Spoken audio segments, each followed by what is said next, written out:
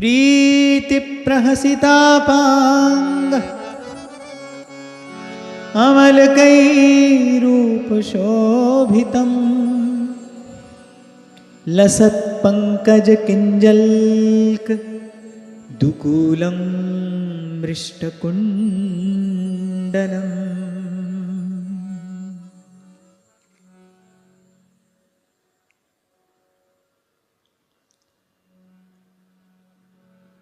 तो कल किस श्री अंग की माधुरी पे मन अटका था?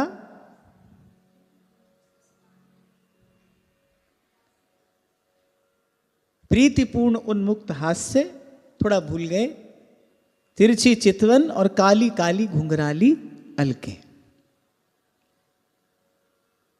पुराणों में भी बड़ा विशद वर्णन प्राप्त होता है। भक्तों ने तो अपनी वाणी में दुलराया ही है, खूब गाया है। भगवान के एक एक श्री अंग का ध्यान करने की कुछ अद्भुत महिमा है, उसका कुछ विशिष्ट विलक्षण प्रसाद है। जैसे चरणों का ध्यान करने से क्या प्राप्त होता है, कर कमल का ध्यान करने से क्या प्राप्त होता है,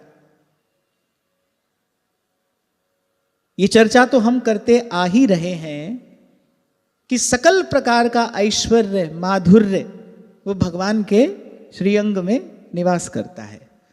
जहां से चर्चा आरंभ हुई कि सब लक्ष्मियों में जो श्रेष्ठ लक्ष्मी है वो भगवान की श्री अंग लक्ष्मी है। आपको मैंने निवेदन किया था, लक्ष्मी जी का कृपा कटाक्ष सब चाहते हैं, देवता हो, दानव हो, ऋषि मुनि हो, गंधर्व किन्नर हो, मनुष्य तो चाहता ही है।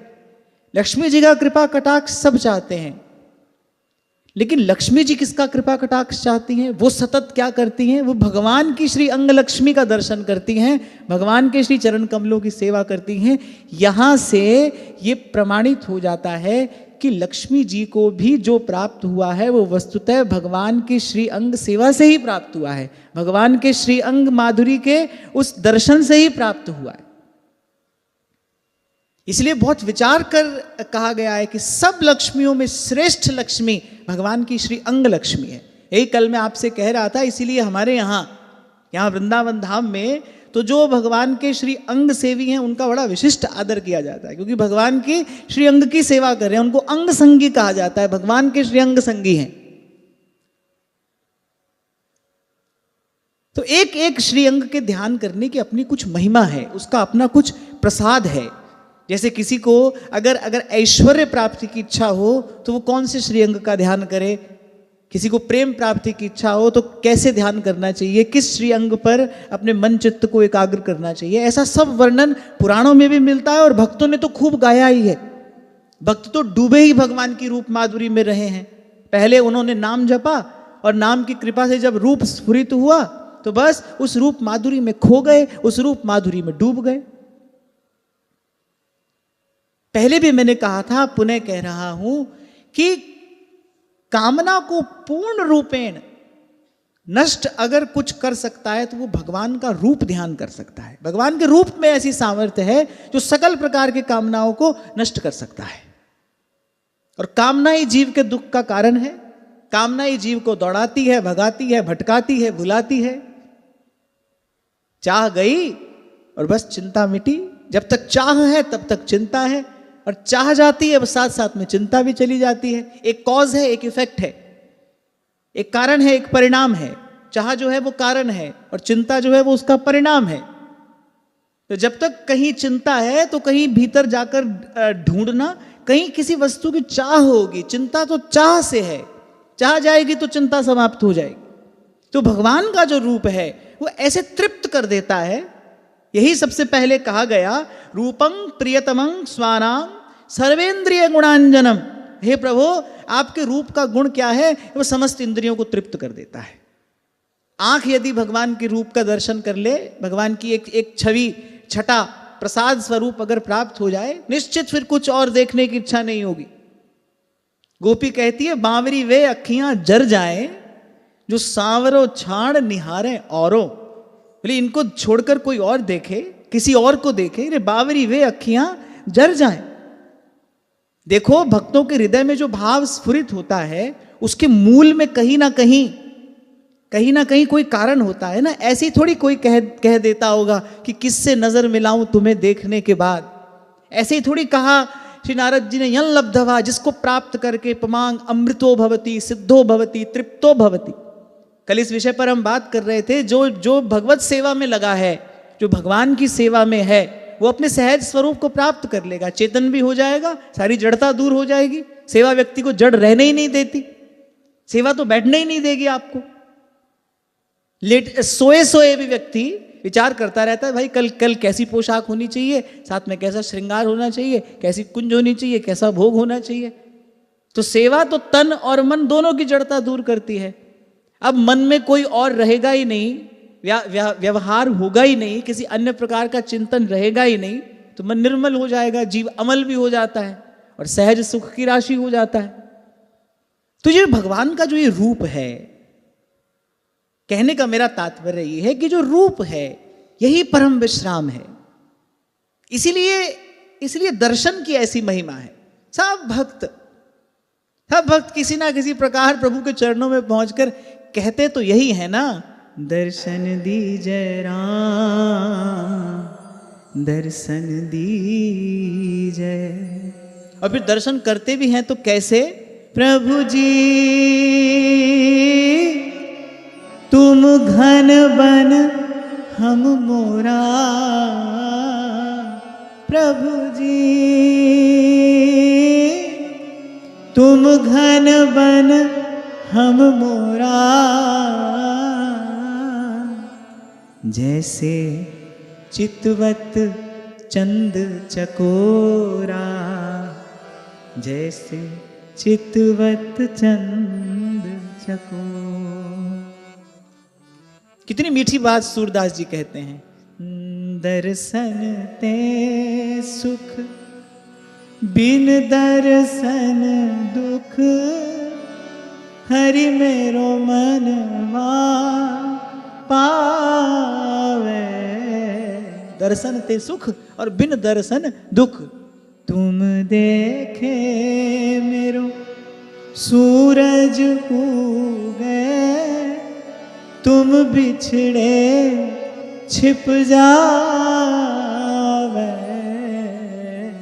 तुम देखे मेरो सूरज उगे। कुंभन दास जी के जीवन में तो घटा, ऐसी घटना घटी जब गोसाई जी ले गए कुंभन दास जी को अपने साथ यात्रा पे। अभी तो श्री गिरिराज जी की सीमा से बाहर भी नहीं पहुंचे थे और गिरिराज जी की ओर मुख करके, जैसे छोटा बच्चा सुबक सुबक कर रोता है ना, ऐसे गिरिराज जी की ओर मुख करके कुंभन दास जी रो रहे हैं कि हरि तेरी लीला की सुधि आवे। अभी तो गिरिराज जी से बाहर भी नहीं पहुंचे। जब श्री गोसाई जी ने उनकी दशा देखी ना, तो गोसाई जी को लगा कि भाई ये तो आसक्त हृदय है, ये तो आसक्त हैं, इनको तो श्रीनाथ जी के दर्शन का व्यसन है, ये उसके बिना जीवन धारण नहीं कर पाएंगे। हम इनको लिए तो जा रहे हैं यात्रा पर ये श्रीनाथ जी के दर्शन के बिना, ये श्री लाल जी के दर्शन के बिना जीवन धारण नहीं कर पाएंगे। तो गोसाई जी ने उनको कहा कि केवल आप ही व्याकुल नहीं है, हमको लगता है कि श्री गोवर्धन नाथ भी आपके दर्शन के लिए व्याकुल हो रहे हैं, तो आप बेगी पधारो, बोले आप शीघ्रता करिए और जाइए, लौट जाइए, प्रभु का दर्शन करिए और अपनी कीर्तन सेवा में उपस्थित हुई। अब भाई बात ऐसी है, ये तो गूंगे को गुड़ स्वाद, कितना भी इसके लिए कह लिया जाए, पर जिस तन लागे सो तन जाने। जिस हृदय पर रूप की चोट लगी है, प्रभु के रूप की चोट जिस हृदय पर लगी है, वही जानता है दर्शन का सुख क्या है और विरह की पीड़ा क्या है। हम तो बैठे बैठे कह रहे हैं, सुन रहे हैं, ठीक है। और मैं तो गत सत्र में भी आपको कह रहा था, बढ़िया सुंदर वातावरण है और वातानुकूलित ये कक्ष है, सुंदर गीत संगीत भी है, क्यों अच्छा नहीं लगेगा? सबको अच्छा लगेगा यहां, तो क्यों नहीं लगेगा अच्छा? पर जिस तन लागे सो तन जाने, वो स्थिति क्या है? ये तो जिसके हृदय पर वो रूप की चोट लगी है, या जो बड़भागी है जिसके चित्तवित्त का प्रभु ने हरण किया है, छीना है जिसका मन, वो जानता है कि दर्शन का सुख क्या है। तो कहा तिरछी चितवन और काली काली घुंघराली अलकें। अब चितवन तिरछी क्यों है? मछली को पकड़ने का कांटा देखा है? देखा है कभी? वो जब डाला जाता है जल में तो सीधा नहीं होता है वो, अगर आपने देखा हो, वो कुछ टेढ़ापन लिए वो होता है, तभी तो मछली को पकड़ता है। तो ऐसे ही जो तिरछी चितवन है ना, ये अनुरागी जनों के मन मत्स्य को पकड़ने का कांटा है, पकड़ लेते हैं श्री ठाकुर जी से, इस तिरछी चितवन से। तभी भोली सखी कहती है, वाह चितवन पे तन मन दीजै, वाह चितवन पे तन मन दीजै। श्री जी ने तो बड़ी सुंदर व्यवस्था की है। मंदिर में आप जाओ तो आप देखो दोनों ओर कटहरा लगा है ना, कि तो इधर खड़े होइए, कि उधर खड़े होइए। कुछ होते हैं जिनको वीआईपी बनने का ही चस्का होता है, वो तो बीच में ही सामने जाकर बैठेंगे। बैठ जाओ, खूब बैठो, उनकी दृष्टि वहां पड़ती ही नहीं है। आप खूब बड़े आदमी बन के वहां सन्मुख जाकर बैठो, फिर उनकी दृष्टि वहां पर पड़ती ही नहीं है। और जब बात श्री कृष्ण की हो, जब बात वृंदावन बिहारी की हो, उनकी तो चितवन ही तिरछी है। वो तो क्या इधर देखेंगे, क्या इधर देखेंगे। आप बैठे रहो वहां सामने। इसीलिए देखो बड़ी सुंदर व्यवस्था है, ठाकुर जी की व्यवस्था है। ठाकुर जी ने कहा सब वीआईपी यहां बैठा हो सामने हमारे, क्योंकि यहां हम देखते ही नहीं। हम तो सदा से देखते आ रहे हैं, संत भक्त दर्शन करते हैं ना, तो कटहरा के तो इस ओर खड़े होकर दर्शन करते हैं या इस ओर खड़े होकर दर्शन करते हैं। सामने श्री जी की दृष्टि जाती नहीं। अरे मैं थोड़ी कह रहा हूं, यहां भागवत जी में लिखा है। अरे ऐसी ही उनकी चितवन है। भक्त भी यही गा रहे हैं, तिरछी चितवन है। अब इसके बाद सोच लेना तुमको सामने जाकर बैठना है कि नहीं। हाँ, वहां तो बड़ी सुंदर व्यवस्था है, इसीलिए तो कटहरा लगा है। दोनों ओर से खड़े होकर दर्शन करिए, कभी श्री जी की दृष्टि आप पर पड़ेगी। आप सेठ साहूकार बनकर जाते हो, आप बड़े आदमी वीआईपी बनकर जाते हो, आपके लिए बिल्कुल द्वार खोला जाता है, 2 आदमी यहां 2 आदमी वहां, आपको बीच में ले जाकर बैठाया जाता है। करते रहो तमाशा। ठाकुर जी नहीं देखते हैं वहां पर, उनकी दृष्टि वहां पर जाती ही नहीं है। उनकी दृष्टि या तो इधर जाती है या उधर जाती है। तो ऐसी तिरछी चितवन है जिससे वो जो मन मत से है ना, पकड़ लेते हैं श्री ठाकुर जी। या फिर कहा, काली काली घुंघराली अलके, घुंघरारी अगलट पे घटाए वारी जाए, घटाए वारी जाए, घटाए वारी जाए। ऐसा है जैसे मानो एक सुंदर प्रफुल्लित, पूर्ण प्रफुल्लित नील कमल हो और चारों ओर से भंवरे मंडराते हो उसके रस का पान करने के लिए। हवा बहती हो और वो कमल मानो नाना करता हो। कमल मानो नाना कर रहा है, हवा बह रही है। आपने कभी कमल पुष्प पर भंवरा मंडराता अगर देखा हो, मैंने देखा है वो दृश्य। अच्छा, वो ऐसा सुंदर दृश्य होता है, वो उसकी छवि अंकित हो जाती है आपके हृदय पर। हवा बहती है तो जो कमल पुष्प के पत्र हैं वो हिलते हैं, मानो भंवरे को ना करते हैं कि ना ना अभी मत आना मेरे पास। पर भंवरा भी हठी है, वो तो मधु व्रत है, मधुपान का उसका व्रत है, वो भी हटता नहीं, वो भी जा ही बैठता है उसकी कर्णिका पर। ऐसे ऐसे श्री ठाकुर जी का जो मुख है, अरे प्रफुल्लित नील कमल है। और कल ही मैं आपसे कह रहा था, भाई ये सब उपमा तो देनी पड़ती है ताकि हम समझ लें, देनी पड़ती है ये उपमा। ये कहने वालों की विवशता है। श्रीमुख जैसा तो श्रीमुख ही है, और उस पर वो काली घुंघराली अलके ऐसा ही लगता है जैसे चौं ओर से उसके पराग से, उसके सुगंध से, उसके सौरस्य से लुब्ध होकर, लुभाकर चारों ओर से भंवरे चले आ रहे हों। ऐसी मुख पर वो रुरकती काली घुंघराली अलके हैं। घुंघरारी लट पे घटाए वारी जाए, जी घटाए वारी जाए, घटाए वारी जाए। वाके जादू भरे 2 नयन, सखीरी मेरो राधा रमन। जादू क्या है? जैसे आपको, आपके सामने कोई खड़ा है, आपको देख रहा है तो आपको पता चलेगा। अब बगल में कोई बैठा है, आपकी दृष्टि उस पर है नहीं, वो आपको तिरछी दृष्टि करके देख रहा है तो आपको पता भी नहीं चलेगा। ऐसे ही श्री ठाकुर जी की चितवन है। कब उनकी कृपा दृष्टि हो जाती है जीव को पता नहीं चलता। वो तो जब जीवन में घटना घटने लगती है ना, सत्संग प्रिय लगने लगता है, सुमिरन प्रिय लगने लगता है, सेवा प्रिय लगने लगती है, जीवन सात्विक होने लगता है, जीवन में ऐसे सकारात्मक परिवर्तन आने लगते हैं, पवित्र आचरण की ओर सहज ही मन जाता है, तब कहीं बाद में जाकर इस बात की खबर पड़ती है, भाई कभी प्रभु ने हमको कृपा भरी दृष्टि से देखा होगा। देख लेते हैं, पता नहीं चलता। जब प्रभु की कृपा दृष्टि होती है तो पता थोड़ी चलता है, पता नहीं चलता। लेकिन फिर जब जीवन में उसका प्रसाद प्राप्त होता है, जब उसका परिणाम आता है ना, जीवन सात्विक होने लगता है, पवित्र होने लगता है, रजोगुण तमोगुण नष्ट होने लगता है, सत्संग सेवा सुमिरन में सहज रुचि होने लगती है, ये सब प्रिय लगने लगता है। जैसे गोस्वामी जी कहते हैं, अब मोहे राम लागते मीठ, अब मोहे राम लागते मीठे। देखो, एक बात तो गांठ बांध कर रख लो अपने पास, सब संत यही बात कह रहे हैं, और जिन्होंने प्रभु की कृपा से प्रभु को जाना है वो सब संत ये बात कह रहे हैं। महाराज कहते हैं वाणी में, तुम्हारी कृपा ते तुद पिछाड़ा, तू मेरी ओट तू है मेरा। वहां गोस्वामी जी मानस में कहते हैं, राम कृपा बिन सुन खगराई,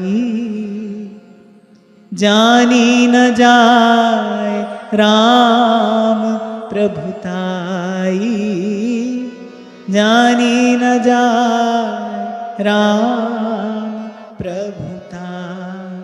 अरे हजारों लाखों लोग नित्य प्रति श्री कुंज बिहारी का, राधा वल्लभ लाल का, राधा रमण लाल का दर्शन करते हैं। सबको कोई रस रूप की अनुभूति थोड़ी होती है।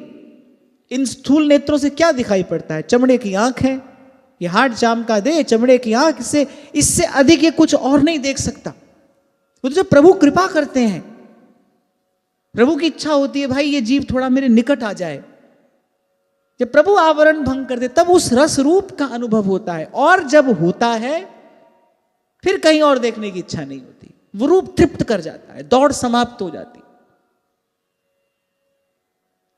सूरदास जी पर कृपा हुई, श्री ठाकुर जी ने दर्शन दिया, नेत्र प्रदान किए, और जब श्री प्रियालाल जाने लगे तो सूरदास जी ने कहा अब ये नेत्र आप साथ लेते जाइए, अब इनकी मुझे आवश्यकता नहीं है, आपको देख लिया, अब आपको देखने के बाद और क्या देखना शेष है? अब आपको देखने के बाद कुछ और नहीं देखना चाहता हूं, कुछ और देखने की इच्छा नहीं। तृप्त हो गया मन, ये जीव तृप्त हो गया, ये परम विश्राम पा गया। आपने कृपा की, ये छवि छटा का प्रसाद मेरी झोली में डाल दिया, अब कुछ और देखने की इच्छा नहीं। रूप तृप्त कर जाता है। यही तो कल मैं आपसे कह रहा था, संसार के रूप में और प्रभु के रूप में यही तो सबसे बड़ा भेद है। इसीलिए मैंने कहा था सुंदर केवल श्री कृष्ण है, श्री कृष्ण को ही सुंदर कहना चाहिए। सुंदर शब्द केवल श्री कृष्ण के लिए है। यहां का सौंदर्य तो अनेक अनेक विकारों से भरा है। जिसके पास है उसको वो अभिमान का, अहंकार का, मद का विकार दे रहा है, और जिसकी दृष्टि उस पर जा रही है उसके मन में भोग वासना का विकार जन्म ले रहा है। यहां के सौंदर्य में क्या कुछ सुंदर है? यहां का सौंदर्य ही सुंदर नहीं है। सुंदर केवल श्री कृष्ण है, केवल प्रभु सुंदर है। वही है जो जिस रूप का स्पर्श करके ये उर अंतर सबसे पहले शीतल होता है, फिर स्वस्थ होता है, फिर तृप्त होता है। क्योंकि जीव त्रिताप से तप रहा है ना, तापत्रय, ये त्रिताप जीव को सदा तपा रहे हैं। तो जैसे ही वो झलक मिलती है, पहले तन मन प्राण शीतल हो जाते हैं। परसों आपसे मैं कह रहा था ना, जब आप नाम जपोगे और यदि नाम की कृपा से रूप प्रकाशित हुआ तो सबसे पहले भगवान के श्रीअंग की कांति प्रकाशित होती है। और वो श्रीअंग की कांति कैसी है? स्निग्ध प्रावृढ़ घन श्यामं। श्रीअंग की कांति कैसी है? जैसे जल से भरे हुए मेघ की कांति होती है ना। अब जेठ आषाढ़ का महीना जब बीत जाएगा, फिर इसके बाद जब नव मंडल में वो काली घटाएं छाएंगी, देखकर कितना आनंद होता है ना। सारी धरा शीतल हो जाती है, सारी प्रकृति प्रसन्न हो जाती है, हर्षित हो जाती है। एक एक तरु लता अपनी प्रसन्नता अभिव्यक्त करता है, शीतलता का अनुभव होता है वो आकाश में जल से भरे बादल देखकर। जब आप ध्यान करोगे, जब आप नाम जपोगे, नाम जपते जपते जब रूप ध्यान तक आप नाम की कृपा से पहुंचोगे तो ऐसे ही सीधे ही भगवान का दर्शन नहीं होता। हो भी सकता है, प्रभु चाहे तो कुछ भी हो सकता है, पर जो प्रक्रिया है मैं आपको वो बता रहा हूं। जो ये घटना घटती है वो कैसे घटती है? सबसे पहले भगवान के श्री अंग की कांति का अनुभव होता है। नवनील नीरद सुंदरम, नवनील नीरद सुंदरम। वो श्रीअंग की कांति का जैसे अनुभव होता है, त्रिताप नष्ट होता है। आध्यात्मिक, आदिदैविक, आदि भौतिक, तीनों प्रकार के ताप नष्ट हो जाते हैं। ये जो अनंत अनंत काल से तपा हुआ जीव है, ये शीतल हो जाता है और अंतर शीतल हो जाएगा। कोई बड़ा प्रेमी, बड़ा स्नेही आपको मिले, किसी की बात बड़ी अच्छी, बड़ी मीठी लगे, तो आपको लगता है, आप कहते हो ना कि हमारा हृदय शीतल हो गया। ऐसे जब भगवान के श्रीअंग कांति का सर्वप्रथम अनुभव होता है, ये त्रिताप से तपा जीव शीतल हो जाता है। फिर और थोड़ा निकट जाता है तो फिर स्वस्थ हो जाता है, क्योंकि रूप क्या है? ये रूपामृत है। भगवान का जो रूप है, भगवान का जो सौरस से लावण्य है, वो अमृत है।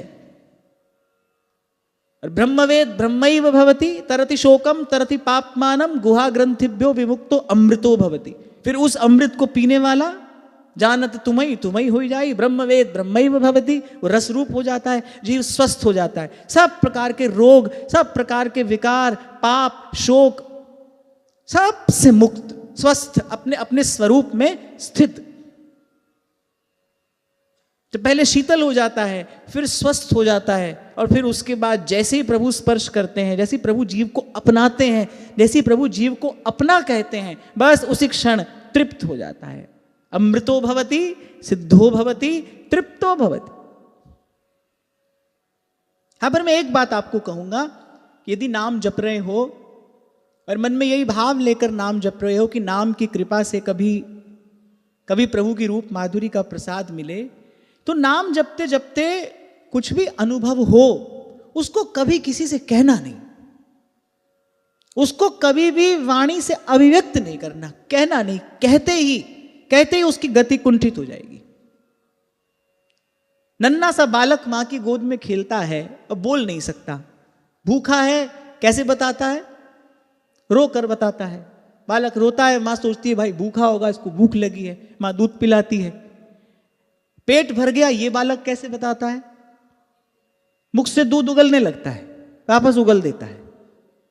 तो मां कहती है कि बस भाई अब इसकी तृप्ति हो गई, अब इसके पेट में और जगह नहीं है, अब ये और नहीं पचा सकता। वहीं पर मां दूध पिलाना बंद कर देती है। ऐसे ही जैसे ही आप अपने अनुभव का उद्गलन करते हैं, जैसे ही आप अपने अनुभव को कह देते हैं, बस श्री ठाकुर जी को लगता है भाई इतनी ही पात्रता है इसमें, ये इतना ही पचा सकता है, इसको और आगे की बात बताने की आवश्यकता नहीं है, इसको और आगे का अनुभव कराने की आवश्यकता नहीं है।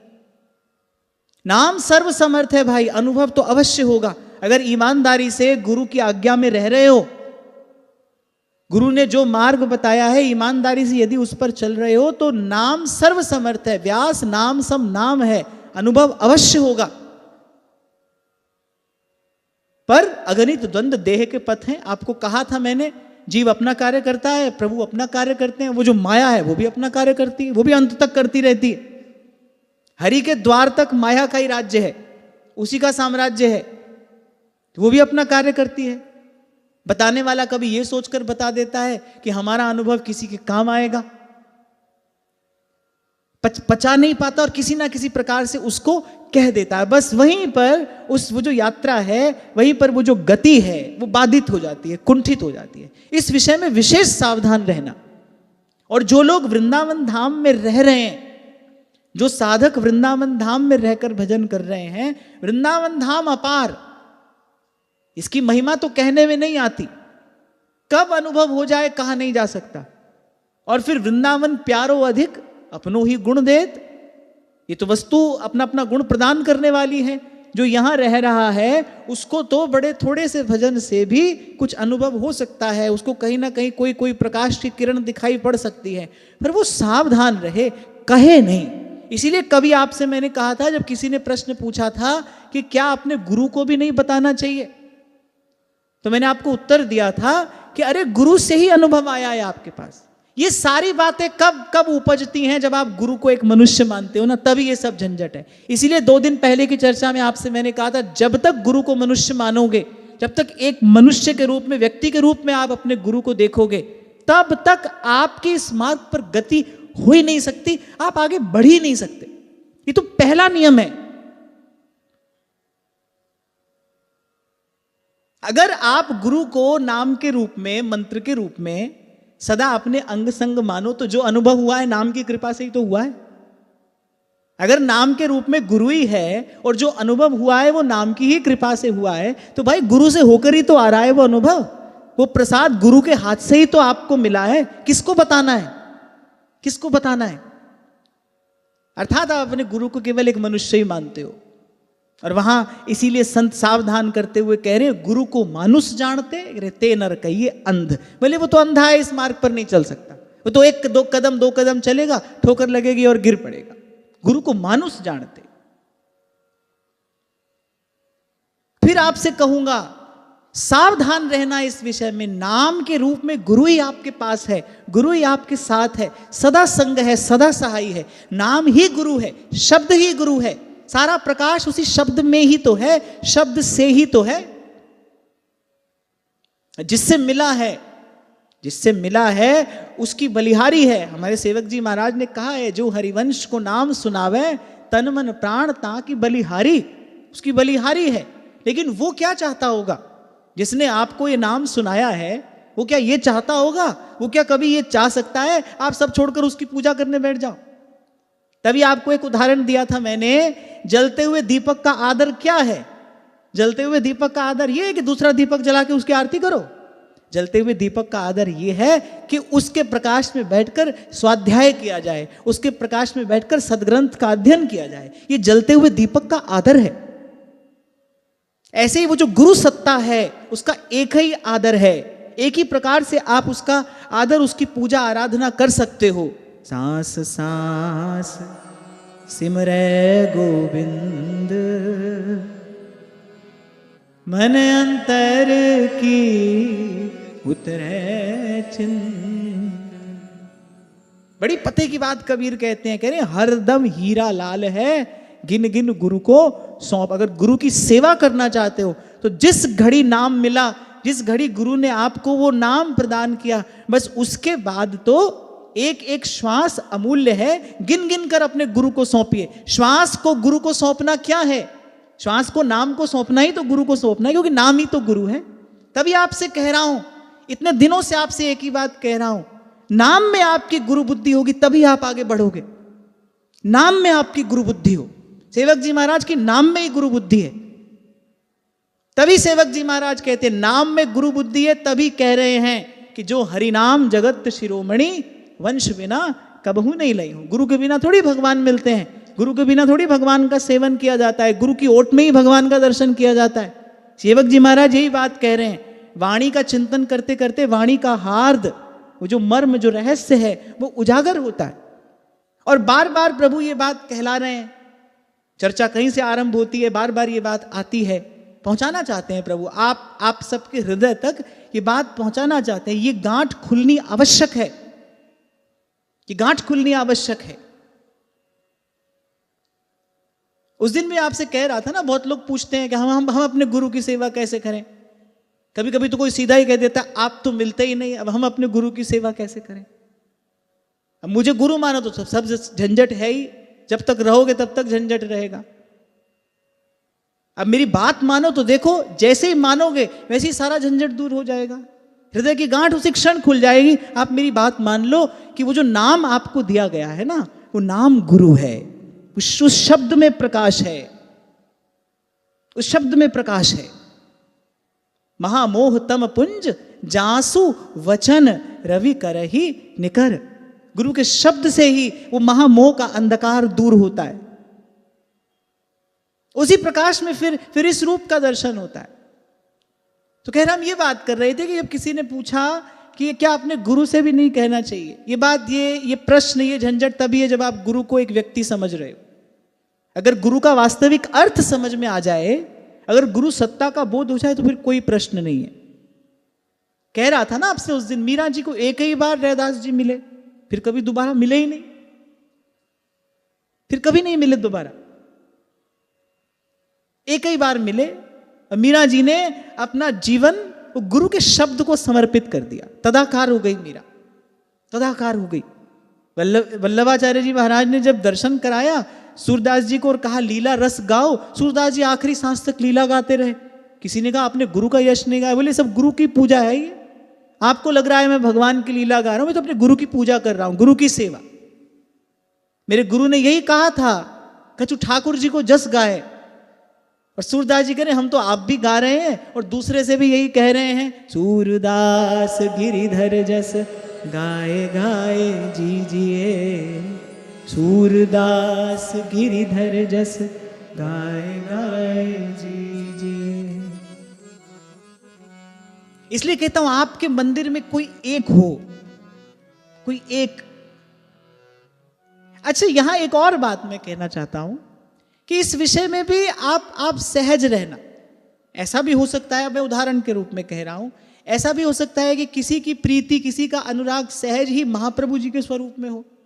अब विठल दास जी जब गए, महाप्रभु जी की आज्ञा हुई कि तुम चले जाओ, राजा ने तुमको अपना प्रधानमंत्री नियुक्त किया है और तुमने इसके लिए कोई प्रयास किया नहीं, तुम्हारा प्रारब्ध है, इसको स्वीकार करो और चले जाओ। अब श्री विठल दास जी महाप्रभु जी की छवि बनवा कर ले गए।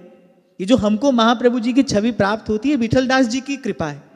अब विठल दास जी चाहते तो राधा वल्लभ लाल की छवि बनवा कर भी जा सकते थे। उनका सहज अनुराग महाप्रभु जी के स्वरूप में था, तो वो महाप्रभु जी की छवि बनवा कर ले गए। दोनों नहीं ले गए, एक ही लेकर गए। आपके मंदिर में भी कोई एक हो जिसमें सब ओर से अपना मन समेटकर, सब ओर से अपनी वृत्ति समेटकर, सब ओर से अपनी दृष्टि समेटकर, जिसमें आप लगा सको, जिसमें आप एकाग्र कर सको, जिसमें आप निवेदन कर सको। आप कहते हो मन नहीं लगता, मन नहीं लगता, मन एकाग्र नहीं होता। एक बार एकाग्र शब्द का विचार तो करो। एकाग्र में सबसे पहले एक है, एक होगा तो मन एकाग्र होगा। दो में मन एकाग्र नहीं होता, एक होगा तो मन एकाग्र होगा। तभी गत सत्र में मैंने आपसे कहा था थोड़ा अपना मंदिर ठीक करो, जिसको आप अपना मंदिर कहते हो ना, थोड़ा अपना मंदिर ठीक करो। 5-5, 10-10, 20-20 प्रकार के विग्रह, मूर्तियां आपने जाने कहां कहां से इकट्ठा करके उसमें रखा है, तो सोच के भी मन घबरा जाता है। आप 5 मिनट भी बैठते कैसे उसके सामने?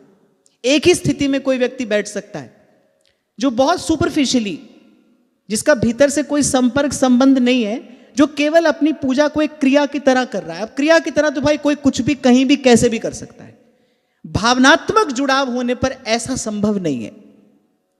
इसीलिए मैंने आपको उदाहरण दिया था, आप बड़े से बड़े मंदिर में जाओ, मंदिर का बहुत विशाल आंगन आपको मिलेगा, लेकिन आप जाएंगे देखेंगे छोटा सा गर्भगृह है। एकड़ में मंदिर बने हैं, कई कई एकड़ में, लेकिन आप जाकर देखिए छोटा सा गर्भगृह है। ये तो आज ऐसा दर्शन आपको हमको हो रहा है, ये चारों ओर सब बसायत हो गई। ये तो भाई ये सब श्री राधा वल्लभ लाल का मंदिर ही था, श्री जी का बगीचा था, श्री जी के कुंज थे, जहां आज सब घर मकान बन गए घेरे से बाहर। ये सब राधा वल्लभ लाल का बगीचा ही था, श्री जी की कुंज थी।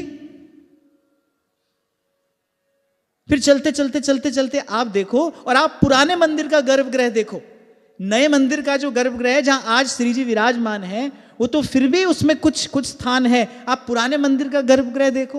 अब ऐसा थोड़ी है उस समय उनके पास व्यवस्था नहीं थी, वो बनवाने वाले राजा महाराजा थे। आप पुराने मंदिर का गर्भगृह देखो जहां महाप्रभु जी आज विराजमान है, आप देखो कितना छोटा सा गर्भगृह है। विशाल प्रांगण था, विशाल प्रांगण, सुंदर कुंज निकुंज के मध्य प्रिया जी विराजमान है, लेकिन आप देखो कितना छोटा सा गर्भगृह है। और वहां भी महाप्रभु क्या व्यवस्था करते हैं, दो मन मिल एक भय श्री राधा वल्लभ लाल। किसको कहते हैं सांगोपांग उपासना? इष्ट गुरु मंत्र और रसिकों का संग, ये चारों जब संरेखित होते हैं, अलाइन होते हैं, तब उपासना होती है। सेवक जी ध्रुवदास जी महाराज ने कहा है ना सिद्धांत विचार में, सांगोपांग उपासना क्या होती है? इष्ट गुरु मंत्र और रसिकों का संग, ये चारों जब एक होते हैं, एक दिशा में आपको बढ़ाने वाले होते हैं, तब उपासना सिद्ध होती है। कभी क्या किया, कभी क्या किया, सुबह क्या किया, शाम को क्या किया,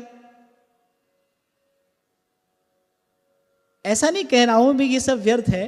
हाँ, थोड़ा बहुत कुछ आपको मिल जाए भले मिल जाए, लेकिन इससे मानव जीवन का जो लक्ष्य है वो प्राप्त नहीं किया जा सकता है भाई।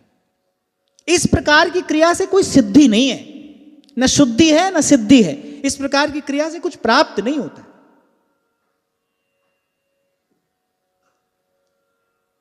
ऐसे ही मन का मंदिर भी है। मैंने आपसे कहा था ना, भगवान का नाम मंदिरेश्वर नहीं है, वो तो हृदयेश्वर है। हृदयेश्वर हरि हृदय विहारी, ऐसे मन का मंदिर भी है। कहां भी अनेक अनेक देवता विराजमान नहीं हो सकते। सेवक जी महाराज तो फटकार कर कहते, करे अन्य देव देवी सकल चलत पुंज सीखोए। दो ही स्थिति में कोई व्यक्ति ऐसा कर सकता है। एक तो ये है कि भाई ठीक है, उसके लिए पूजा भी एक काम है और रोज के काम की तरह वो भी कर रहा है, तुलसी चंदन चढ़ाया, धूप दीप दिखाया, हो गया काम, उसका कोई भावनात्मक जुड़ाव नहीं है। या तो इस स्थिति में ऐसा हो सकता है, या फिर दूसरी स्थिति क्या है, उसको अपने इष्ट की सामर्थ्य का पता ही नहीं, उसको अपने इष्ट की सामर्थ्य की प्रतीति नहीं है। जाने बिन नहीं होई प्रतीति और बिनु प्रतीति होई नहीं प्रीति, प्रीति बिना नहीं भगति दृढ़ाई, जिमि खगपति जल कह चिकनाई। या उसको अपने इष्ट की सामर्थ्य की प्रतीति नहीं। और ये दोनों ही प्रकार के अभाव कैसे दूर हो सकते हैं? सतत सत्संग से दूर हो सकते हैं। प्रथम भक्ति संतन करी संगा, तूजी रति मम कथा प्रसंगा। संत के पास जाकर बैठोगे, भगवान की कथा वार्ता श्रवण करोगे, लीला कथा सुनोगे, भगवान के सामर्थ्य से परिचित होगा। किसकी सेवा कर रहे हैं हम, किसकी सेवा? तभी तो ध्रुवदास जी कह रहे तिहि रस के बल सबते बेपरवाह रहते हैं, सबते। अगर कभी सुधा निधि पढ़ो तो समझ में आए हमारी प्रिया जी कौन है। महाप्रभु कह रहे लक्ष्मी कोटि विलक्ष लक्षण लसल लीला किशोरी, शतैराराध्यम ब्रजमंडलेति मधुरम राधा विधानम परम। महादेव कहते हैं, अरे अपने हृदय में छिपाकर जिन्हें मैं सदा विराजमान रखता हूं, अपने प्राणों से जिनका आराधन करता हूं, वो क्या है? श्री राधा पद पद्ममेव मधुरम सर्वस्व भूतम मम। गाते गाते राधा कृपा कटाक्ष याद हो जाता है, लेकिन राधा कृपा कटाक्ष में कहा क्या जा रहा है? अनंत कोटि विष्णुलोक नम्र पद्मजार्चिते, हिमाद्रिजा पुलोमजा विरंचिजा वरप्रदे, अपार सिद्धि वृद्धि दिग्ध सत्पदांगुली नखे। कदा करिष्यसि हमा कृपा कटाक्ष भाजनम, कदा करिष्यसि हमा कृपा कटाक्ष भाजनम। सुधा निधि के विश्राम में महाप्रभु कह रहे भगवताप्या मृग्य सद वैभवे। बोले भगवान भी जिनके वैभव का आज तक ओर छोर पा नहीं सके, भगवान भी। और भगवान कौन है? कृष्णस्तु भगवान स्वयं। अर्थात यहां महाप्रभु कह रहे श्री कृष्ण भी जिनके वैभव ऐश्वर्य का ओर छोर पा नहीं सके, उनके चरणों का आराधन हम करते हैं। और इसके बाद भी यहां भटक रहे हो, वहां भटक रहे हो, यहां जा रहे, इसकी पूजा उसकी पूजा, चलत पुंज सी खोए। सेवक जी महाराज कहने बोले ऐसे झक मारनी है तुम्हारो, रोई झक द्योस गवावत। बोले झक मारनी है तुम्हारो। और मैं फिर कह रहा हूं, और बहुत विचार कर कह रहा हूं, स्वस्थ मन से कह रहा हूं, बिना किसी आग्रह के कह रहा हूं। ऐसा करके ठीक है, थोड़ा समय व्यतीत हो जाएगा, लेकिन ऐसी क्रिया से न शुद्धि है न सिद्धि है, कुछ भी प्राप्त नहीं होता, कुछ भी। और फिर ऐसा क्या है जो हमें हमारे प्रभु ना दे सकते हो? सोच कर ढूंढ कर बताओ, कुछ ऐसा है? श्रीमद् भागवत के आरंभ से लेकर अब तक यही सुनते आ रहे हैं, भाई जो भी दे रहा है वो भगवान का ही दिया दे रहा है। मैं दे रहा हूं तो भगवान का दिया है, आप देते हो तो भगवान का दिया है। जिन देवी देवताओं से तुमने पाया है उन बेचारों को भी भगवान का ही दिया हुआ है, सब प्रभु का ही दिया दे रहे हैं।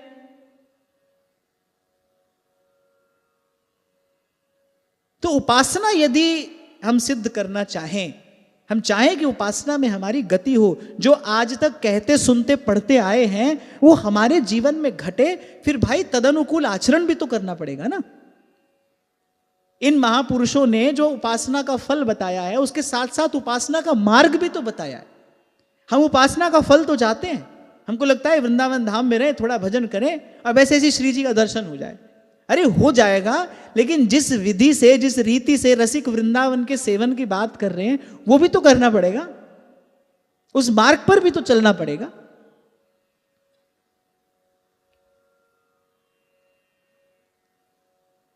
तो खैर हम फिर रूप ध्यान की ओर मुड़ते हैं। तो प्रीतिपूर्ण उन्मुक्त हास्य तिरछी चितवन काली काली घुंघराली अलकें। और फिर कहा कि कमल कुसुम की केसर के समान भगवान के वक्षस्थल पर पड़ा हुआ वो झीना सा दुकूल है।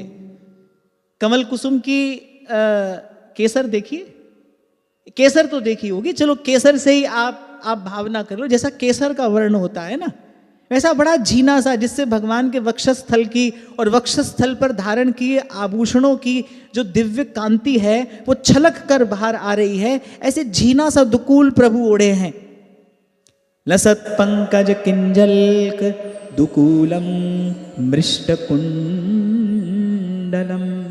झलमलाते हुए कुंडल हैं और चमचमाते हुए मुकुट हैं, कंकण हार नूपुर और मेखला आदि विचित्र आभूषण हैं। इन आभूषणों का ध्यान करने से सारा हृदय का अंधकार नष्ट हो जाता है, सारे पाप ताप नष्ट हो जाते हैं। कभी कभी आपको मन हो ना, भाई बहुत समय हो गया तीर्थ स्नान नहीं किया, तीर्थ में स्नान कर आए, तो हो सके तो ऐसे ही एकांत में बैठना, श्रीमद् भागवत का अध्ययन करना आता हो, फिर तो कहना ही क्या है, फिर तो कहीं जाने की आवश्यकता नहीं है। नहीं तो ऐसे जो श्रवण कर रहे हो इसका ध्यान करना, और ऐसे जो भगवान की वो जो रूप माधुरी की धारा प्रवाहित हो रही है ना, बस एक बार उसमें गोता लगा लेना, समस्त पाप ताप नष्ट हो जाते हैं इस प्रकार भगवान के मंगलमय रूप का ध्यान करने से। कैसा है भगवान का रूप? सच्चिदानंद रूपाय विश्वोत्पत्त्यादि हेतवे तापत्रय विनाशाय श्री कृष्णाय वयं नुमः। इसलिए कहा किसी ने, जिनके हृदय श्री राम बसे, तिन और को नाम लियो ना लियो, तिन और को नाम लियो ना लियो, जिनके हृदय श्री राम बसे। नरसिंह मेहता कहते हैं ना, राम नाम सु ताड़ी लागी और करे सकल तीर्थ तेना मन मारे। करे सारे तीर्थ उसके हृदय में निवास करते हैं। जो सतत नाम जप में लगा है, जो सतत भगवत सेवा में लगा है, तीर्थी कुर्वन्ति तीर्थानि, श्रीमद् भागवत का वाक्य है। तीर्थ को तीर्थ बनाता कौन है? कौन बनाता है तीर्थ को तीर्थ? तीर्थ में जो विशेषता आती है, जिसके लाभ के लोभ से हजारों लाखों लोग तीर्थ की तरफ दौड़कर जाते हैं, तीर्थ में वो जो तीर्थत्व आता है वो कैसे आता है? अरे संतों से ही तो आता है। जो सतत भगवत आराधन में लगे हैं, ऐसे संतों से ही तो तीर्थ में तीर्थत्व आता है। महाराज तभी कहते हैं वाणी में, पंच बिखादी एक गरीबा राखो राखण हारे, खेद करई और बहुत सतावई आयो शरण तिहारे। कर कर हारो अनेक बहु भांति छोड़त कतहु नहीं, एक बात सुनता की ओटा साध संग मिट जाए। स्पष्ट कहा है गुरुवाणी में, अरे पढ़े रे सगले वेद पर नहीं चूके मन खेद, एक खिन ना धीरही मेरे घर के पंचा। कोई ऐसो रे भेटे संत मेरी लाहे सगली चिंत, एक अमृत नाम हृदय महसिंचा, अमृत नाम हृदय महसिंचा। तभी मैंने कहा भाई ये सब दौड़ना भागना, कभी ये कभी वो, ये भी कर लें वो भी कर लें, ये सब कब तक है? जब तक प्रभु से आपका कोई भावनात्मक संबंध नहीं जुड़ा, जब तक प्रभु से कोई भाव नहीं जुड़ा, ये सब तब तक है। जैसे ही भाव जुड़ेगा, कहां रह जाती है फिर इस सब की आवश्यकता? कहां रह जाती है? एक कन्या के माता पिता, कन्या विवाह योग्य हो तो एक कन्या के माता पिता उस अवस्था के हर युवक को इसी दृष्टि से देखते हैं, शायद यहां संबंध हो जाए, शायद यहां संबंध हो जाए। होता है ना ऐसा, कन्या विवाह योग्य हो, माता पिता को संबंध करना हो, उसकी अवस्था का कोई भी युवक देखेंगे, उनके मन में आएगा भाई शायद यहाँ संबंध हो जाए, ये भी अच्छा है, ये भी भला लग रहा है, यहाँ हो जाए वहाँ हो जाए। पर जैसे ही संबंध होता है वो सारी दौड़ समाप्त नहीं हो जाती, वो सारे विचार समाप्त हो जाते, संबंध हो गया। ऐसे ही जब जीव का भगवान से संबंध हो जाता है, जब तक संबंध नहीं है, एक संपर्क होता है, कनेक्शन। एक तो अंग्रेजी में झंझट बहुत है ना, बहुत अच्छे अच्छे शब्द इसमें है नहीं हमारी हिंदी के जैसे। एक ही शब्द से कितने अर्थ निकालने पड़ते हैं। अब मन के लिए अंग्रेजी में कोई शब्द नहीं है। हमारे यहां अध्यात्म के समग्र चिंतन में अब कुछ भी मन के बिना हो ही नहीं सकता, और अंग्रेजी में मन के लिए कोई शब्द नहीं। क्या कहते हैं मन को? अब वो बेचारे बस माइंड ही कहते हैं। तभी तो कल आपको कह रहा था, ये सब चिंतन वहीं से आया, क्योंकि देह से आगे भी कुछ है ऐसा विचार ही नहीं है वहां पर।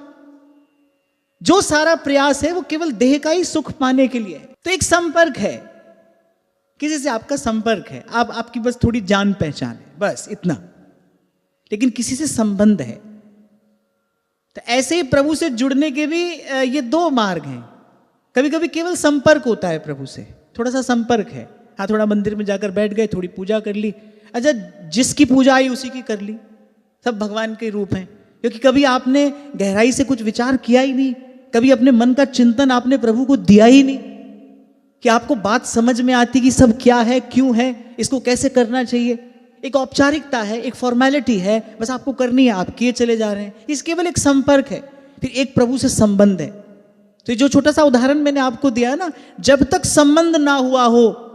अच्छा एक और बात भी इसमें है, संबंध हो जाने के बाद, कन्या का संबंध हो जाए, संबंध हो जाने के बाद फिर किसी और को उस दृष्टि से देखना भी अपराध है कि नहीं? जब तक संबंध नहीं हुआ तब तक माता पिता अनेक युवक देखते हैं, देख सकते हैं, देखभाल कर ही संबंध करेंगे। पर संबंध हो जाए, उस संबंध हो जाने के बाद फिर किसी को उस दृष्टि से नहीं देखा जाता, फिर किसी को उस दृष्टि से देखना व्यभिचार है। ऐसे ही अगर गुरु की कृपा से प्रभु से संबंध हो जाए, फिर उसके बाद ये सारी दौड़ भाग कहाँ रह जाएगी भाई? और अगर है तो फिर ये मन के द्वारा किया हुआ व्यभिचार है। और भगवान कहते हैं एक बात कि भाई मैं तो अव्यभिचारिणी भक्ति से प्राप्त होता हूं। स्पष्ट किया है भगवान ने, आचार्यों ने इस पर बहुत विस्तार से कहा है। श्री रूप गोस्वामी पाद ने बहुत विस्तार से इसको कहा है, अन्याभिलाषिता शून्यम। ऐसे एक बार किसी ने पूछा, आप कहते हैं कुछ भी इच्छा ना हो तो भगवान की इच्छा भी नहीं होनी चाहिए, सेवा की इच्छा भी नहीं होनी चाहिए। तो मैंने कहा नहीं, आचार्य करे अन्याभिलाषिता शून्यम, कोई अन्य अभिलाषा ना हो, किसी दूसरे की इच्छा, किसी दूसरे की लालसा, दूसरे की अभिलाषा ना हो। अन्य माने दूसरा, प्रभु की इच्छा तो सदा ही हो, वो तो हर पल बढ़े और बढ़ती ही है, भक्ति का स्वभाव यही है। अगर भक्ति महारानी हृदय में आकर विराजमान हुई है तो सेवा सुमिरन की आशा, अभिलाषा, इच्छा सतत प्रविद्यमान रहेगी, बढ़ती ही चली जाएगी, उसमें कभी तृप्ति नहीं होती। तो आप देखना, आप विचार करना कि हमारा प्रभु से केवल अभी एक छोटा सा संपर्क है या कोई हमारा भगवान से संबंध है। भक्ति तो बिना संबंध के होती नहीं, भक्ति तो संबंध से ही संभव है, कोई ना कोई संबंध हो आपका भगवान से। श्री राम सुखदास जी महाराज बहुत बल देकर ये बात कहते थे, बोले सब साधनों की सिद्धि क्या है? बोले भगवान से अपनापन हो जाए, कोई संबंध। वो छोटे थे तो सुना करते थे, कोई गाता था, हूँ मुरली वाले से जिसका संबंध है। यहां भी संबंध कहा गया, जिसका रिश्ता जुड़ गया है, कोई तार जुड़ गई है जिसकी प्रभु से। और जैसे ही संबंध जुड़ता है, वैसे ही जिससे संबंध जुड़ा है उसके अनुकूल स्वयं को बनाने की तैयारी शुरू हो जाती है। जिससे संबंध हुआ, संबंध जुड़ते ही फिर उसके अनुकूल बनाने की तैयारी अपने आप शुरू हो जाती है। फिर उसमें कोई बहुत प्रयास नहीं करना पड़ता, बड़ी प्रसन्नता से आप ढाल लेते हैं अपने आप को उस सांचे में जिससे संबंध हुआ। तो ऐसे प्रभु से संबंध हो, अच्छा तभी भजन का सुख है। भजन का जो रस है, जो भजनानंद जिसको कहा गया है, वो तभी है जब कोई संबंध हो प्रभु से। कहां तक पहुंचे हैं महाप्रभु कहते रसना कटऊं जो अन रटऊं, निरख अन फुटऊं नैन, और श्रवण फुटऊं जो अन सुनऊं, बिन राधा यश वैन। महाप्रभु कह रहे किंवा नस्तैहि सुशास्त्रैहि, बोले ऐसे सुंदर सुंदर शास्त्रों से भी हमें क्या लेना देना है। यत्र में नास्ति राधा, जिसमें हमारी प्रिया जी का कोई वर्णन नहीं है। और प्रेम ऐसा है ही भाई, ऐसा ही कर देता है वो हृदय को। और ऐसा हृदय नहीं हुआ तो समझ लो अभी कोई प्रेम नहीं है, अभी प्रेम का स्पर्श नहीं हुआ। तो ये जो रूप का वर्णन महादेव कर रहे हैं, और मैंने आपसे कल भी कहा था, आज फिर कह रहा हूं, ये जो रुद्र गीत है ये मूल्यवान भी है, महत्वपूर्ण भी है और महिमावंत भी है। क्यों? क्योंकि इसका उपदेश त्रिभुवन के गुरु त्रिलोकीनाथ भगवान शंकर स्वयं कर रहे हैं। ऐसा रूप उनके हृदय में विराजमान है। महादेव जिस रूप का ध्यान करते हैं उसी रूप का उपदेश उन्होंने प्रचेताओं को किया है।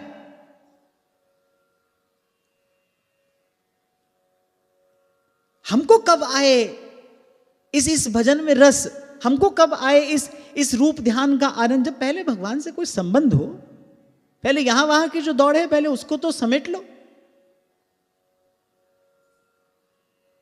पर मैंने कह दिया और आपने बड़े आदर से सुन लिया, लेकिन श्री गीता जी में भगवान स्वयं कह रहे हैं ये घटना घटती कब है? बहुनाम जन्म नामन्ते ज्ञानवान मां प्रपद्यते। अरे अनेक जन्मों का साधन कर लेने के बाद जब इतनी मति विमल, इतनी मति शुद्ध हो जाती है, अरे ज्ञानवान मां प्रपद्यते, इस पद का अभिधा अर्थ यही है कि भगवान की शरण में आने पर ज्ञान नहीं होता, ज्ञान होने पर जीव भगवान की शरण में आता है। समझ आ जाती है भाई वो जो सबके सार हैं, सबके सर्वस्व हैं, वो कौन है? कृष्ण कृष्ण कृष्ण है, कृष्ण कृष्ण कृष्ण है, कृष्ण है कृष्ण है, कृष्ण है कृष्ण है। तेरे कमल कुसुम की केसर के समान जिसका रंग है, और वो झीना सा दुकूल भगवान ओढ़े हैं, और उस झीने से दुकूल से वक्षस्थल की कांति और उस पर धराए वो जो दिव्य आभूषण है, वो जो मणि जटित जो आभूषण है, उन मणियों की कांति छलक छलक कर उस दुकूल से बाहर आ रही है। और यहां लिखा है बोले विचित्र आभूषण है भगवान के आभूषण, फिर विचित्र हैं। किसी किसी अनिर्वचनीय आनंद का, किसी अनिर्वचनीय उल्लास का, श्रीअंग पर जो आभूषण धराए जाते हैं ना, उसका दर्शन करने से और अंतर में एक उल्लास का संचार होता है। जैसे ठाकुर जी के जो आभूषण होते हैं ना, उसमें दो विशेषता होती है। एक तो वो मणि जटित हैं, भांति भांति की मणियां जड़ी हैं उसमें, और दूसरा उसमें यत्र तत्र छोटे छोटे छोटे छोटे घुंघरू लगे रहते हैं। जब श्री ठाकुर जी का श्रीअंग किंचित हिलता है तो वो मणियां झिलमिलाती हैं और वो घुंघरू बजते हैं। उन घुंघरुओं का स्वर होता है। ध्रुवदास जी क्या बताते हैं, कैसा है उनका स्वर? बिछुअन की छवि कहा कहूं, उपजत रव रुचि दैन, करे मनो सावक कल हंस के, बोलत अति मृदु बहन। ये सब ठाकुर जी ने क्यों धारण किया है कि भाई ये जो हमारे भक्तों का मन है, भाई मन तो बड़ा चंचल है, ठाकुर जी ने सब इसलिए धारण किया है भाई, ये हमारे इन्हीं श्रीअंगों के आभूषणों में बस इन भक्तों का मन सदा इसी में उलझा रहे। मणियां झिलमिलाती हैं, घुंघरू बजते हैं, उनका माधुर्य, उनका लावण्य, वो छवि छटा ऐसी है, मन यहां से वहां जाता ही नहीं। श्री स्वामी जी यही तो मांगते हैं, ऐसे ही देखत रहूं रे जन्म सुफल करी मानो, प्यारे की भावती भावती को प्यारो, जुगल किशोर ही जानो, छिन न टरो, करे पल हो न इत उत, रहो एक ही तानो, श्री हरिदास की स्वामी श्यामा कुंज विहारी मन रानो, ऐसे ही देखत रहूं जन्म सुफल कर मानो। तो लसत पंकज किंजल दुकूलम मृष्ट कुंडलम। अच्छा, सब जगह पर कुंडल की छवि न्यारी, ये अवश्य कहा है भक्तों ने। इस विषय पर हमने पूर्व में चर्चा की थी कि वो ये बार बार जो कुंडलों की बात कही जाती है, कुंडलों में ऐसी क्या विशेषता है भाई? इस विषय पर हमने पहले चर्चा की थी, है ना? आप लोगों में से किसी ने बड़ा सुंदर उत्तर दिया था। ये कुंडल की बात क्यों कही जाती है? क्योंकि कुंडलों में श्री प्रिया जी का रूप झलमलाता है, वो वामांग में विराजमान है ना, कुंडल में श्री प्रिया जी का रूप झलमलाता है। सुरत किरीट वलय हार नूपुर में खलम शंख चक्र गदा पद्म माला मण्युत्तमर्धिमत् सिंह स्कंधत्विषो बिभ्रत सौभगग्रीव कौस्तुभम श्रियानपायन्या क्षिप्त निकषाश्मोरसोल्लस। अच्छा देखो, ऐसे जैसे श्री गंगा जी की धारा उतरती है ना ऐसे ऊपर से नीचे, ऐसे ही महादेव रूप ध्यान करा रहे हैं। ध्रुवदास जी ने भी इसी विधि से ही ध्यान कराया है। श्री प्रिया, सबसे पहले क्या कहा कि श्री प्रिया वदन छवि चंद्र मनो प्रीतम नयन चकोर प्रेम सुधारस माधुरी पान करत निशि भोर। और वहां से ऐसे ध्यान करते करते फिर कहां आते हैं? युगल ध्यान गाते हो कि नहीं?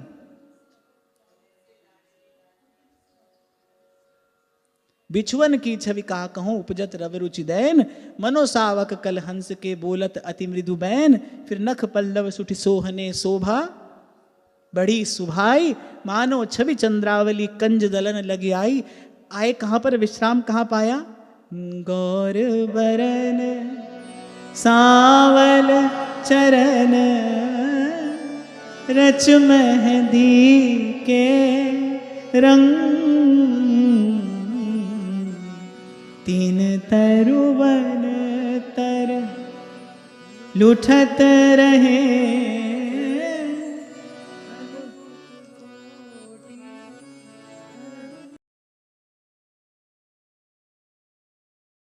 तो एक और बात बताए देता हूं। वैसे जैसे मैंने कहा ना, जब रूप ध्यान करोगे तो सबसे पहले श्रीअंग की कांति स्फुरित होगी, और सबसे प्रथम जिस श्रीअंग का दर्शन होता है वो श्री ठाकुर जी के नेत्र ही है। क्योंकि जब तक वो आपको नहीं देखे तब तक आप उनको नहीं देख सकते।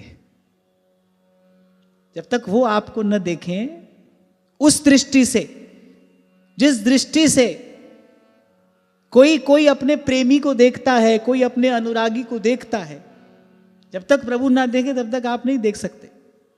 पहले वो देखते हैं जीव को, पहले वो निहारते हैं, पहले वो उसे अपनी दृष्टि से। और क्योंकि प्रेम का देश है, यहां जो भी प्रदान किया जाता है वो नेत्रों से ही प्रदान किया जाता है, कहकर नहीं, नेत्रों से प्रदान किया जाता है। तो जब आप रूप ध्यान करोगे सबसे पहले तो वो श्रीअंग कांति स्फुरित होगी। फिर उसके बाद सर्वप्रथम जिस श्रीअंग का दर्शन होता है वो नेत्र ही है।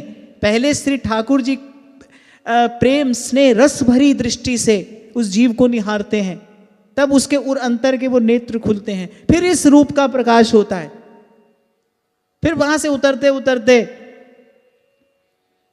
सुरत किरीट वलय हार नूपुर में खलम शंख चक्र गदा पद्म माला मण्युत्तमर्धिमत् सिंह स्कंधत्विषो बिभ्रत सौभगग्रीव कौस्तुभम श्रियानपायन्या क्षिप्त निकषाश्मोरसोल्लस।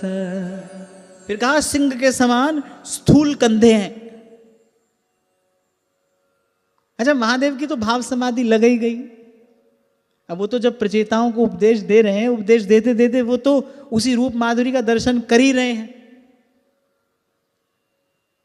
कथा भी सुनाते हैं, वो तो तब भी तद्रूप तदाकार ही रहते हैं। प्रभु कर पंकज कपि के सीसा, अब सुना तो कथा रहे हैं और वहां सुमिर सो दशा मगन गौरीसा, वहां मगन हो गए। ऐसे ही यहां रूप का वर्णन करते करते इतना सुंदर, इतना सुस्पष्ट वर्णन इस रुद्र गीत में किया गया है कि मानो कोई देखते देखते ही कह रहा हो। दर्शन कर रहे हैं, दर्शन करते करते बता रहे, देखो कैसी प्रभु की रूप माधुरी है। फिर कहा सिंह के समान स्थूल कंधे हैं। अब इसकी कल्पना तो करनी कठिन हो जाएगी, है ना। सिंह देखा होगा जब तो कल्पना करोगे सिंह के कंधे कैसे होते हैं, सिंह के समान स्थूल कंधे। अगर आप कभी देखा है कभी शेर देखा है? अरे सर्कस में तो देखा होगा, चिड़ियाघर में तो देखा होगा, उसमें भी एक बाघ होता है, लेकिन यहां जो सिंह कहा गया, सिंह कहते हैं वो जो बब्बर शेर होता है ना उसको, वो सिंह है। तो अगर आप कभी देखो जो उसकी फिजिकल एनाटॉमी होती है ना, वो ऐसे जो उसका अग्रभाग है बड़ा चौड़ा होता है, और अगर आप उस सिंह की कटी देखो तो इतनी बड़ी क्षीण सी उसकी कटी होती है, जो कमर होती है उसकी बड़ी क्षीण सी कटी। इसको आजकल की भाषा में लोग वी शेप बॉडी कहते हैं, है ना। ऐसी क्षीण कटी होती है उसकी। भाई ये जो जितना भी सौंदर्य का बोध, सौंदर्य का संकेत मनुष्य को हुआ है वो यहीं से ही तो हुआ है, वो भगवान के सौंदर्य से ही तो है। इसमें कोई इतना हैरान होने की बात थोड़ी है। हमने जो भी सीखा जाना आज तक, उसके मूल में तो भगवान ही है। जो भी आया है वो वहीं से तो आया है, आगे भी जो आएगा यहीं से तो आएगा। फिर सिंह के समान स्थूल कंधे हैं, उनका ध्यान करने से क्या होता है? उनका ध्यान करने से निर्भयता आती है। जो भगवान के सिंह के समान स्थूल कंधे हैं ना, अगर कोई उनका ध्यान करे, उनका ध्यान करते करते निर्भयता आती है। आज जहां से हमने चर्चा आरंभ की, एक एक श्रीअंग का ध्यान करने से एक विशिष्ट प्रकार की विभूति आपके जीवन में प्रकट होती है। अब मान लो आपने किसी एक अंग पर ध्यान केंद्रित कर दिया, चरण पर ध्यान केंद्रित कर दिया, करकमल पर ध्यान केंद्रित किया, कटी पर ध्यान केंद्रित किया, कितने समुद्र अपने में संभाले, ऐसी भगवान की गंभीर नाभि है। अगर किसी को बड़ी धीर गंभीर शांति चाहिए तो महापुरुष कहते हैं भगवान की उस नाभि का ध्यान करना चाहिए। तो जो भगवान के सिंह के समान जो स्थूल स्कंद है, कंधे हैं, उसका ध्यान करने से निर्भयता आती है। इनकी शरण में हूं मैं, वरद हस्त प्रभु ने मेरे मस्तक पर रखा है, मैं इनकी शरण में हूं। शरणागत भयहारी मेरे भगवान हैं, सर्व समर्थ मेरे भगवान हैं। मेरे भगवान जैसी, मेरे प्रभु जैसी सामर्थ्य और किसी की नहीं है। इनकी शरण में, इन भुजदंडों के आश्रय में मैं सर्वथा निर्भय हूं, मैं सर्वथा निश्चिंत हूं। सिंह स्कंध त्विषो बिभ्रत सौभगग्रीव कौस्तुभम। यहाँ महादेव कह रहे हैं सिंह के समान स्थूल कंधे हैं, जिन पर हार, केयूर, कुंडल आदि की कांति झिलमिलाती रहती है। जो आभूषण धारण कराए गए हैं उनकी कांति उन स्कंधों पर, उन कंधों पर पड़ती है, झिलमिलाती है। ऐसे लगता है जैसे नीलमणि के पर्वत पर सूर्य की किरणें पड़ती हों। नीलमणि का कोई पर्वत हो और उस पर सूर्य की किरणें पड़ती हों, सोचो कैसा प्रकाश होगा, कैसी छवि होगी, कैसी आभा होगी।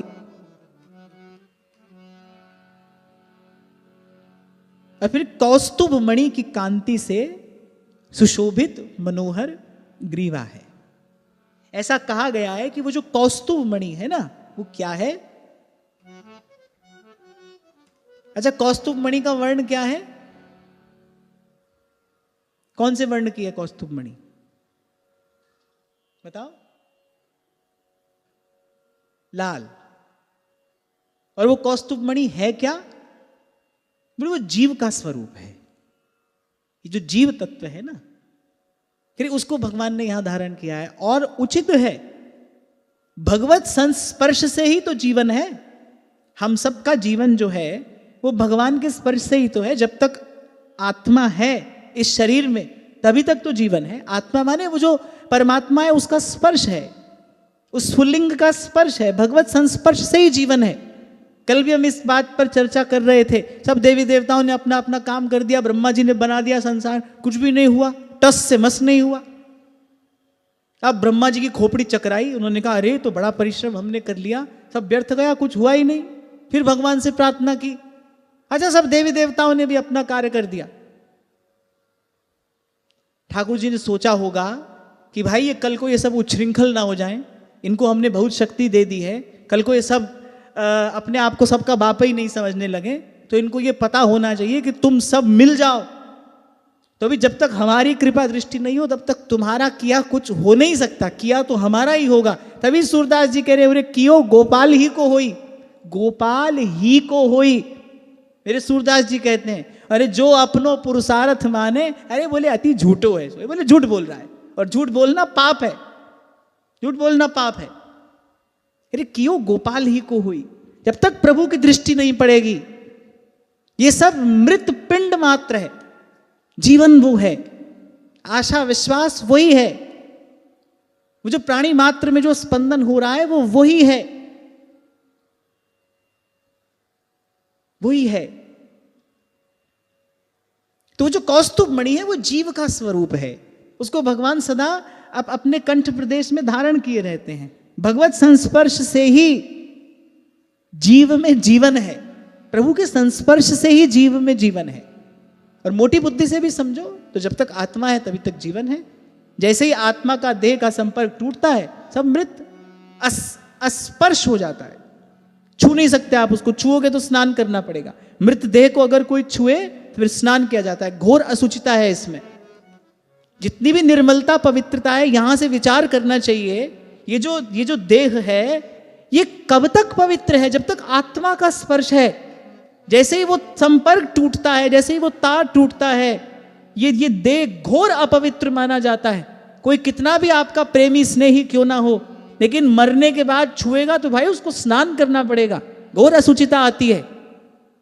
और जिनको असुचिता अपवित्रता ना समझ में आती हो वो इसको इन्फेक्शन कहते हैं। दैट्स वेरी इन्फेक्शियस, उससे संक्रमण हो सकता है, उससे भांति भांति के विकार उत्पन्न होते हैं।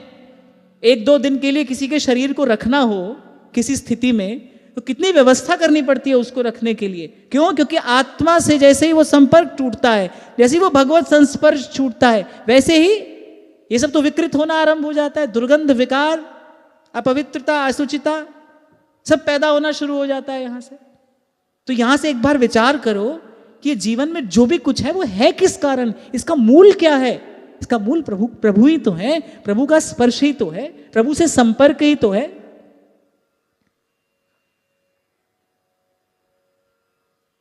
तो वो जो कौस्तुभ मणि है,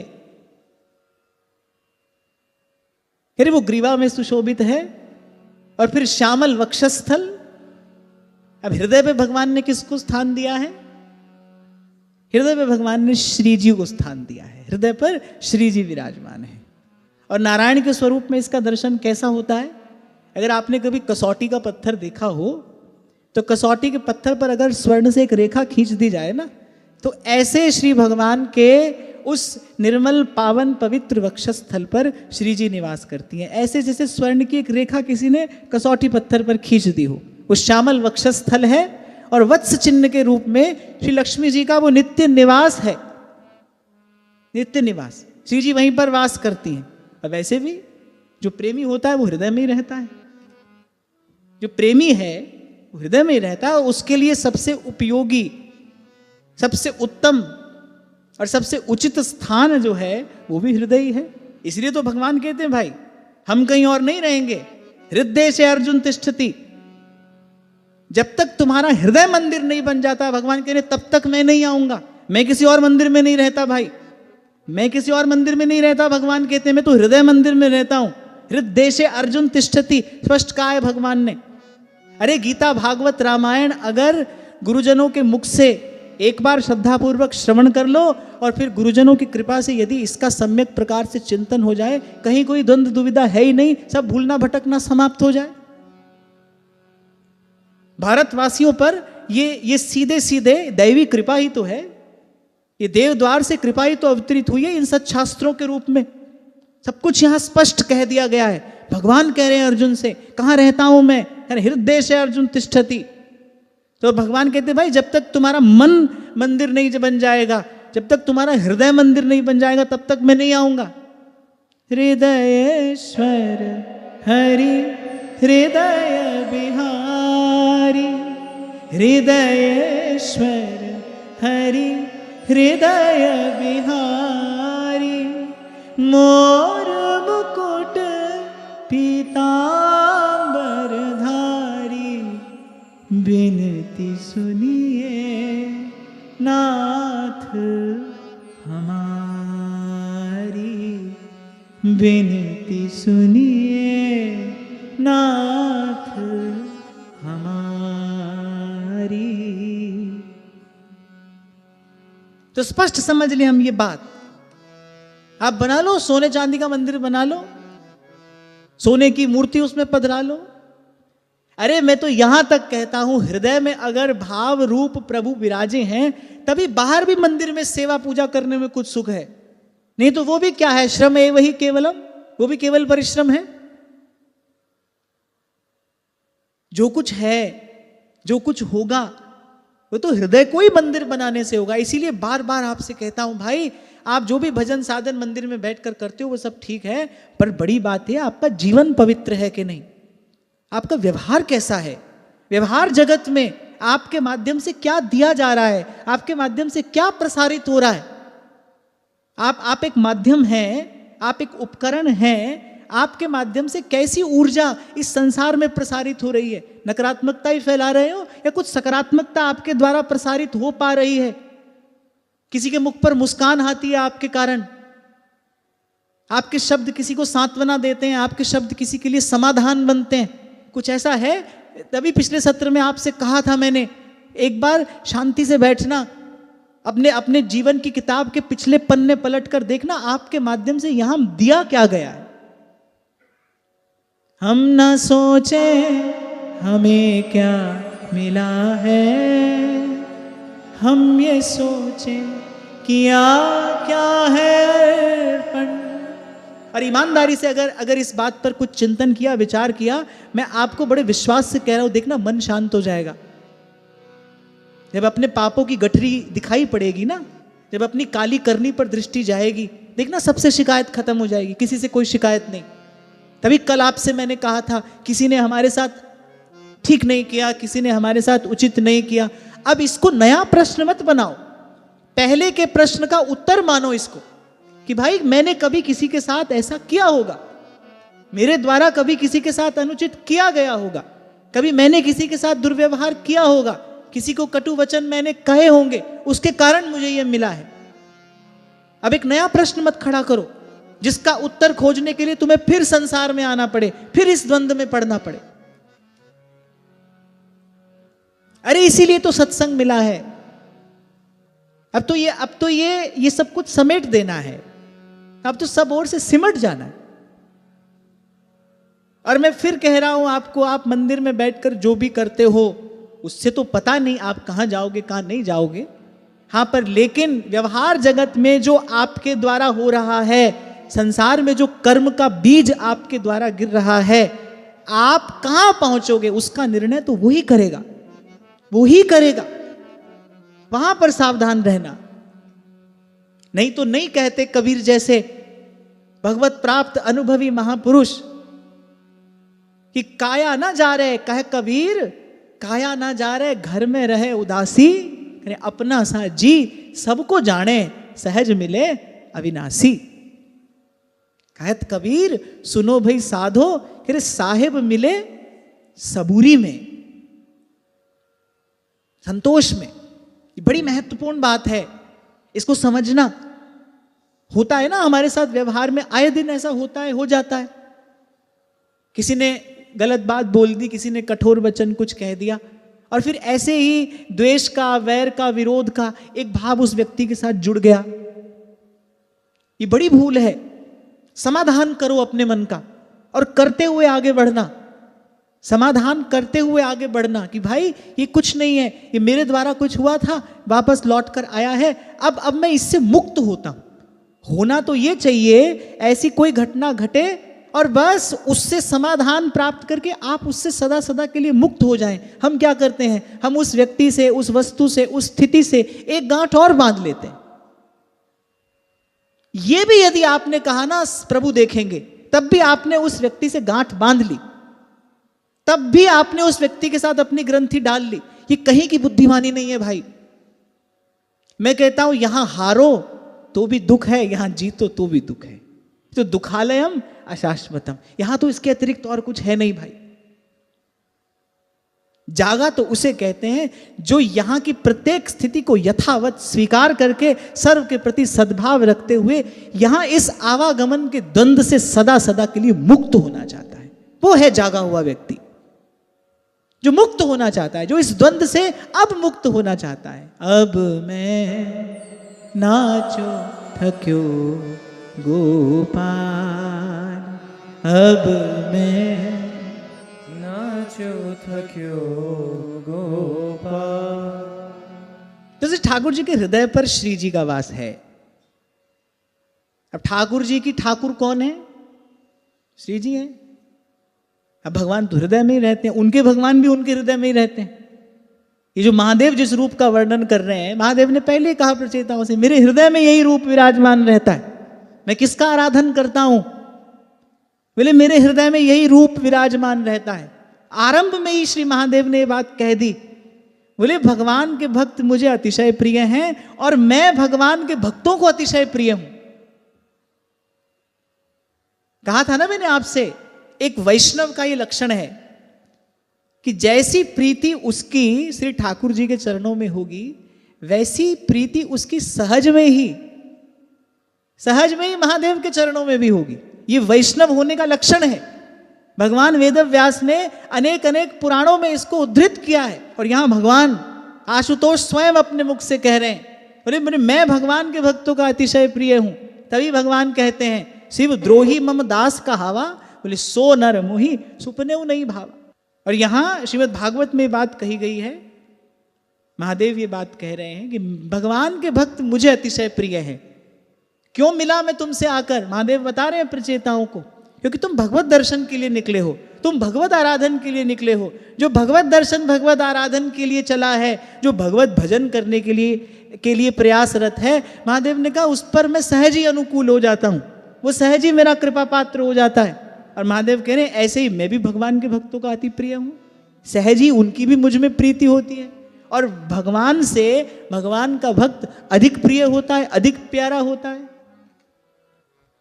ये बात तो हमारे व्यास जी कह रहे हैं, 7 बार कही है व्यास जी ने ये बात। सेवक जी महाराज 10 बार कह रहे हैं, राधा वल्लभ भजत भज भली भली सब होए। व्यास जी कह रहे हैं, व्यास बड़े हरि के जना, हरि ही नवावत मात, जिनके ही में बसत है, 3 लोक के नाथ, बड़े हरि के जना, बड़े हरि के जना।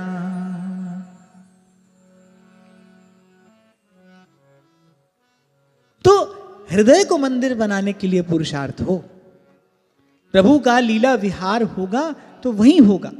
ये जो भी रूप ध्यान की विधि यहां कही जा रही है, लीला चिंतन की जो विधि आचार्यों ने बताई है, वो इसीलिए ये जो उर अंतर है, ये प्रभु के विराजमान होने योग्य बने।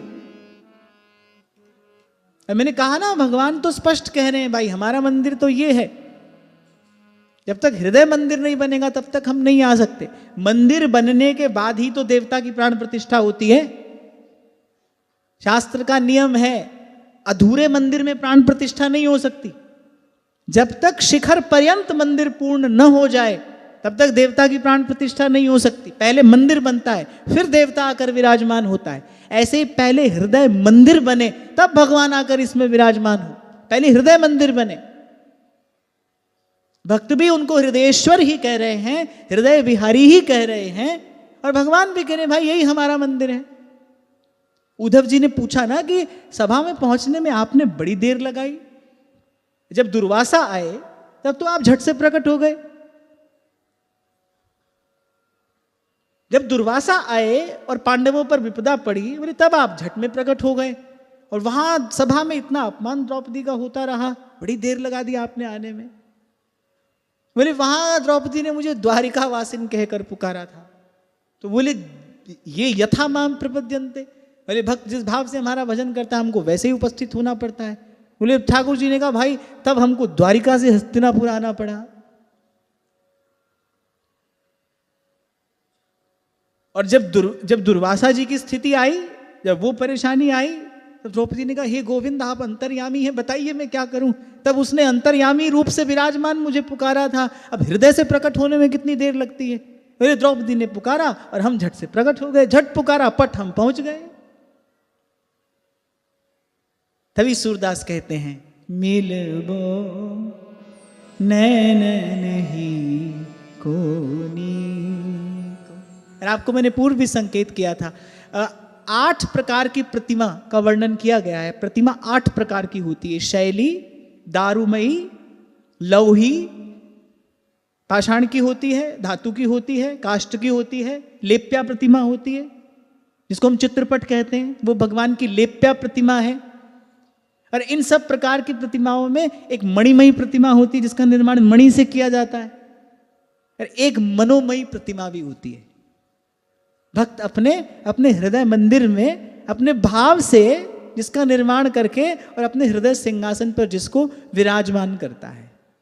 सबसे दुर्लभ यही है, क्योंकि जब तक चेतना स्थूल है, जब तक मन बुद्धि स्थूल है, प्राकृत है, तब तक इस मनोमयी प्रतिमा का निर्माण नहीं हो सकता। स्थूल बुद्धि से कैसे भगवान के रूप का ध्यान होगा?